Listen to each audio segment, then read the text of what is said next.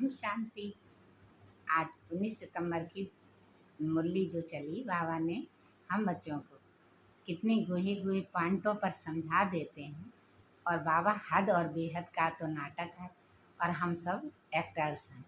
यही सोच कर ही हमें कार्य करना है। तो बाबा कहते हैं इस समय तुम्हारा पार्ट है, तुम आत्माओं का अपना अपना पार्ट मिला हुआ है, सब एक्टर्स हो। तो अब तुम शरीर रूपी कपड़े को छोड़कर अपने घर जाओगे, ये कपड़ा मिला हुआ है। तो इसके बाद हम नए राज्य, नई दुनिया में हम आएंगे। तो इसके लिए हमें अपने देह भान का जो कपड़ा है वो भी तो उतारना है। ये देह भान का कपड़ा जो मन बुद्धि चित्त पर पड़ गया है, इसे कौन उतारेगा? इसे तो हम ही उतारेंगे।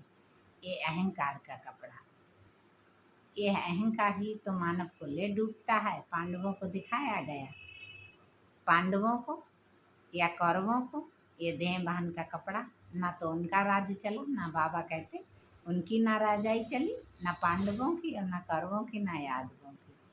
सब गल कर, यदि उन्होंने जीत भी पहनी वो भी गल कर मर गए। तो किसने राज्य किया? किसी ने नहीं किया। तो राज्य करना ही होता है अपने कर्म इंद्रियों पर। तो बाबा तो कहते हैं कि बाप प्रेरणा करके नहीं कोई कार्य कराता, बाप करन करावनहार है। जादूगर है, रत्नागर है, सौदागर है, तो वो कराता नहीं है, करवाता है।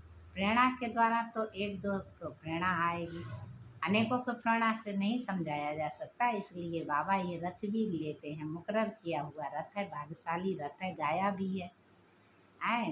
कैसे भागीरथी पर मेला लगाते हैं तो ये गंगा दिखा दी है, बड़ा ब्रह्मपुत्र नदी भी दिखाई गई है। फिर ब्रह्मा को दिखा दिया गया पुष्कर में, कितने बच्चे गोद में हैं। तो इनके बारे में जाना भी नहीं है। बच्चे कौन से हैं? जो प्रजापिता ब्रह्मा के द्वारा ईश्वरी ब्राह्मण ब्राह्मणियाँ निकली, वो बच्चे हैं। भाई बहन आपस में हो गए इस कारण से, और ये त्यौहार भी बनाए गए हैं। तो बाबा कहते हैं त्यौहार, त्यौहार में बाबा कहते हैं शिव जयंती सबसे फर्स्ट नंबर का त्यौहार है, फिर बाद में और त्यौहार आते रहते हैं। तो बाबा कहते हैं लिस्ट निकाल कर भी लिखो कि त्यौहार इसके बाद कितने पड़ते हैं। और त्यौहार का मतलब ही है ब्राह्मणों की हार संगम युग पर हुई। तो ये हमारी हार की जीत अब हम जो मनाते जाते हैं उसके ही वेद शास्त्र सब लिख दिए हैं, क्योंकि ये पुरुषोत्तम है। मनुष्य तो पुरुषोत्तम युग का मतलब भी नहीं समझते हैं, क्योंकि उत्तम से उत्तम बनने का युग पुरुषोत्तम संगम युग, कल्याणकारी युग।